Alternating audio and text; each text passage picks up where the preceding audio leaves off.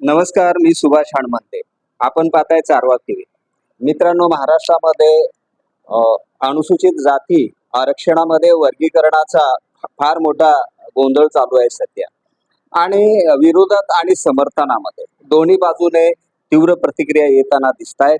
त्याच अनुषंगाने 30 तारखेला माननीय आनंदराज आंबेडकर यांच्या नेतृत्वाखाली मुंबईच्या आझाद मैदानामध्ये फार मोठ्या प्रमाणे एक आंदोलन त्यांनी आयोजित केलंय. त्या अनुषंगाने त्यांच्या तयारीसाठी म्हणून ज्या बैठका चालू आहेत तशीच एक बैठक मालाडमध्ये होते. आणि या समाज बांधवाचं काय मत आहे हे सर्व झालं, पण मुख्य करून आनंदराव आंबेडकर जी यांच्या चळवळीमध्ये त्यांच्या संघटनेमध्ये काम करणारे एक महत्वाचे नेते कार्यकर्ते आपल्या बरोबर आहेत. ते काळे साहेब. आपण त्यांच्याकडून जाणून घेऊ की नेमकं अनुसूचित जातीतल्या वर्गीकरणाला विरोध होण्याचं मुख्य कारण काय. अनुसूचित जातीमध्ये जे उपवर्गीकरण होते त्याला विरोध करण्याचं मूळ कारण असं आहे की बाबासाहेबांनी जेव्हा हे अनुसूचित जाती प्रवर्ग तयार केला आणि ते तयार करत असताना बाबासाहेबांनी म्हटलं होतं की हा होमोजिनियस ग्रुप आहे, म्हणजे हे एक संघ आहे, यांच्या ज्या काही समस्या आहेत या सर्वांचे एक आहे. हा शैक्षणिकरित्या सामाजिकरित्या मागासलेला वर्ग आहे, हा अस्पृश्य आणि बहिष्कृत वर्ग आहे, त्यामुळे त्याला होमोजिनियस म्हणून त्यांची एक अनुसूची तयार करून या बाबासाहेबांनी अनुसूचित जातीचा प्रवर्ग तयार केला होता. आता अनुसूचित जातीच्या प्रवर्गामध्ये फोडाफोड करण्याचं जे कारण सांगितलं जात आहे की अमुक एका वर्गानेच याचा लाभ जास्त घेतला आरक्षणाचा आणि अमुक जातींना त्याचा लाभ मिळालाच नाहीये. तर हे कोणत्या आधारावर हे म्हणतात हे अजून त्यांनी काय लोकांना सांगितलेलं नाहीये. महाराष्ट्रामध्ये जे न्यायमूर्ती बदर समिती एक सदस्यीय समिती त्यांनी नियुक्त केली, मुळात या समितीलाच आमच्या सर्वांचा प्रखर विरोध आहे की तुम्ही एवढ्या मोठ्या संवेदनशील विषयावर आणि महत्वपूर्ण विषयावर जर काही निर्णय घेत असाल तर त्या अगोदर तुम्ही त्या समाजातले जे स्टेक होल्डर्स आहेत त्यांच्याशी चर्चा करायला पाहिजे होती. त्यांच्यातले पण काही जण तुम्ही त्या समितीमध्ये घ्यायला पाहिजे होते.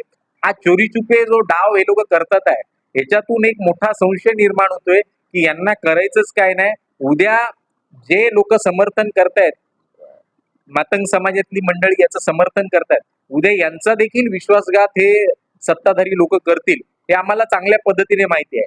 त्या अहवालामध्ये हे एवढे लूपहोल्स सोडणार आहेत, एवढ्या त्रुटी सोडणार आहेत की त्याला जाऊन कोर्टात पुढे चॅलेंज होईल आणि स्थगित येईल. आपल्याला माहित असेल कर्नाटकमध्ये देखील असंच उपवर्गीकरण केलं आणि त्यातल्या काही सामाजिक संघटना त्या राज्यातल्या हायकोर्टात गेल्या आणि हायकोर्टाने त्याच्यावर स्टे आणला. इथे उद्या असंच होईल, त्याच्यावर स्टे 100% येणार आहे. मग हे सांगतील आमच्या मातंग बांधवांना, बघा आम्ही तर दिलं होतं पण या लोकांनी विरोध केला, कोर्टात गेले आणि त्याच्यावर स्थगिती आली. मग हे द्वेषाचं राजकारण जे आहे हे सत्ताधारी करू पाहतात आहे. त्यामुळे आमचा या प्रकाराला विरोध आहे. कोणतीही चर्चा तुम्ही केली नाही, कोणाशी चर्चा केली नाही आणि तुमच्याकडे कोणताही डेटा उपलब्ध नसताना हे कशाच्या जीवावर तुम्ही करताय हे कोणाला सांगितलं नसल्यामुळे आमचा या प्रक्रियेलाच विरोध आहे. यामधून तुमच्या या विरोधामधून किंवा तुम्ही जे आता सांगितलं विश्लेषण केलं त्यामधून आणखीन एक प्रश्न निर्माण होतो. बदर समिती निर्माण करण्यापेक्षा एक आयोग नेमला असता तर तेव्हा कुठेतरी ही प्रक्रिया व्यवस्थित चालू होती असं तुम्हाला वाटतं?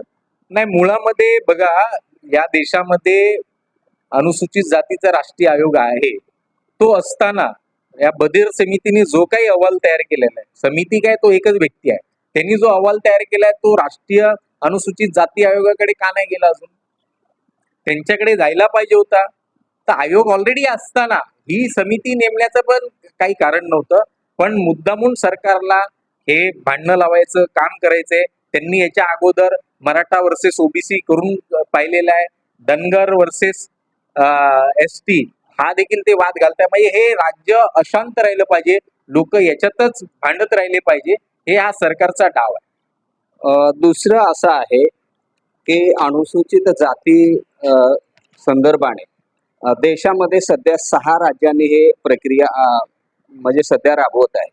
आता तुम्ही उल्लेख केलात कर्नाटकाचा, पुन्हा ते त्यांनी कॅबिनेट मध्ये मांडून ते विषय क्लिअर केला. तर असं प्रखर विरोध होताना देशातल्या कुठल्या राज्यामध्ये दिसलं नाही. ते महाराष्ट्रामध्ये मी विशेष करून तुम्हाला आणखीन एक सांगतो, हा प्रश्न मी फार जणांना विचारलाय, तोच रिपीट मी प्रश्न तुम्हाला विचारतोय.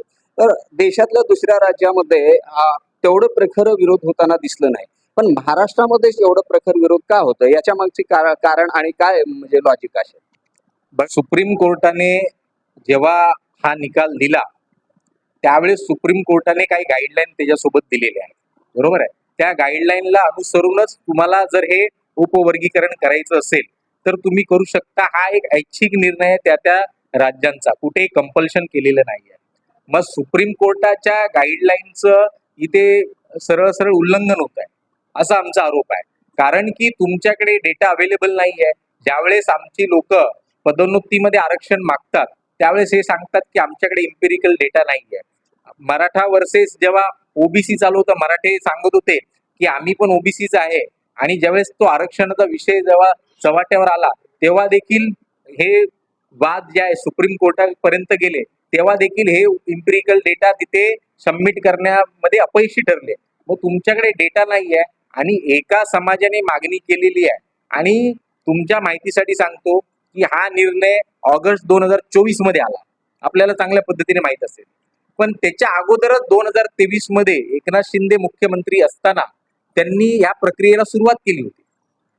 म्हणजे कुठेतरी असं हे राजकीय हेतूने प्रेरित आहे. आणि सुप्रीम कोर्टाच्या पहिल्याच गाईडलाईन मध्ये आहे की बाबा राजकीय हेतूने कुठेही प्रेरित असता कामा नये ही प्रक्रिया. तर त्यामुळे आमचा विरोध आहे. आणि तुम्ही सर्वांना अंधारात ठेवून का करताय हे? तुमचे जर काय म्हणू शकतो की तुमची मनशा जी जर चांगली असेल तर तुम्ही सर्वांना घेऊन बसा, चर्चा करा. सगळं गुपित गुपित का चालू आहे?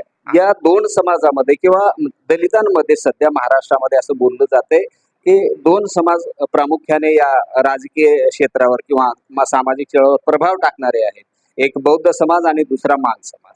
तर या दोन समाजामध्ये सारखी कुरकुर राहावं म्हणून हे केलं असं एकंदरीत आपल्या म्हणण्यातून एक विषय समोर येतो. तुम्ही म्हणालात की आनंदराज आंबेडकरांच्या नेतृत्वामध्ये हे सर्व होते, इनिशिएटिव्ह त्यांनी घेतलेला आहे. परंतु याच्यामध्ये भारतीय बौद्ध महासभेचे राष्ट्रीय कार्याध्यक्ष माननीय भीमरावजी आंबेडकर साहेब आहेत. त्याचप्रमाणे राष्ट्रीय चर्मकार महासंघाचे आदरणीय बबनरावजी घोलप आहेत. राष्ट्रीय चर्मकार संघाचे बाबूराव मानेजी जे माजी आमदार होते ते आहेत. आणि विविध सामाजिक संघटना आणि राजकीय पक्ष फक्त नेतृत्वाखाली बोललं ते असे सर्वांच्या याच्याने चाललेलं आहे. हे कुठेतरी चुकीचं माध्यमांसमोर जाऊ नये म्हणून फक्त मी ठीक आहे. तर लोकसभेचं जे निवडणूक लढवले आणि सामाजिक चळवळीमध्ये सातत्याने सहभागी असतात असे नेते आपल्या बरोबर आहेत. मी जय भीम, नमस्कार, जय रविदास. मी प्राध्यापक दत्तू काजळे आणि मराठवाडा हृदास मित्र मंडळचा सचिव म्हणून ह्या नात्याने मी इथे आलेलो आहोत. खरे म्हणजे संत शिरोमणी गुरु रविदास महाराज यांचा विचार सुखदेवजी महाराज संपूर्ण भारतातच नव्हे महाराष्ट्रात किंबहुना ते पसरवलेले आहेत. आणि त्यांचं दुःख निधन झाल्यामुळे आम्ही एकदम व्यथित आहोत. आणि गेल्याच महिन्यामध्ये मे महिन्यामध्ये त्यांनी संपूर्ण समाजाचा एक मेळावा घेतला, बैठका घेतली आणि त्यांनी त्याचे आदेश दिला की हे जे उपवर्गीकरण आहे हे आपल्या बहुजनांसाठी एक धोकादायक आहे, ही घंटेची खतरेची घंटी आहे. ह्याच्याबद्दल आपल्याला सर्व संघटना, सर्व जाती धर्म विसरून आपल्याला एक संघ लढायचा आहे. आणि ह्याच अनुषंगानं मालाडमध्ये सुद्धा आम्ही सर्व विविध समाजाचे लोक, विविध संघटनेचे लोक एकत्रित येऊन आम्ही 30 जूनचा जो महामोर्चा उपवर्गीकरणाच्या विरोधामध्ये जो मोर्चा होणार आहे त्याच्यामध्ये संघटित होण्याचा आम्ही निर्धार केलेला आहे. अच्छा, म्हणजे संघटनेच्या आदेशाप्रमाणे हे सर्व चालू आहे.